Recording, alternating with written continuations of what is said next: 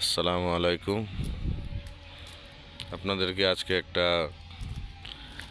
Uncommon ঐতিহ্যবাহী জিনিস দেখাবো, যেটা এখন বর্তমান যুগে এটা সম্ভব না।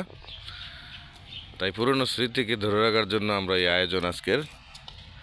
আর আয়োজকগুলো আপনারা একটু দেখতে পারেন। এই হচ্ছে আমাদের কবির ভাই, এই সোহেল কাটিং মাস্টার আছে, দাদন ভাই, আর আমি নিজে হয়তো দেখাই। আচ্ছা, তারপরে যেই আইটেমগুলো হচ্ছে এটা দেখাই আপনাদেরকে।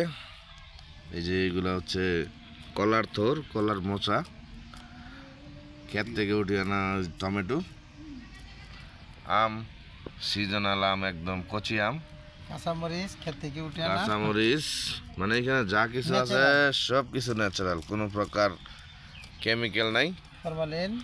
আর যদি জায়গাটা আপনাদেরকে একটু দেখাই, এই হচ্ছে জায়গা। একটু পরে এখানে আমরা আবার এই পানি ছেড়ে গোসল করবো। এখানে প্রকৃতির সাথে মিশে যাব, ন্যাচারাল গোসল।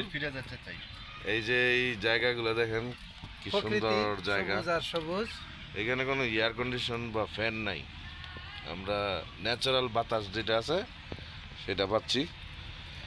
খুব ভালো লাগতেছে।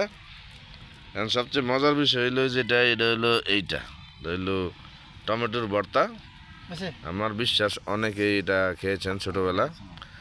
ডাইরেক্টলি ক্ষেত থেকে উঠে নিয়ে ধনিয়া পাতা, টমেটো, পেঁয়াজ, মরিচ, কলার থোর, কচি আম, মানে এগুলো সব কিছু মিলাই তো এটা উদ্যোগটা নিলাম আপনাদের জন্য। যদি ভালো লাগে তো বললেন,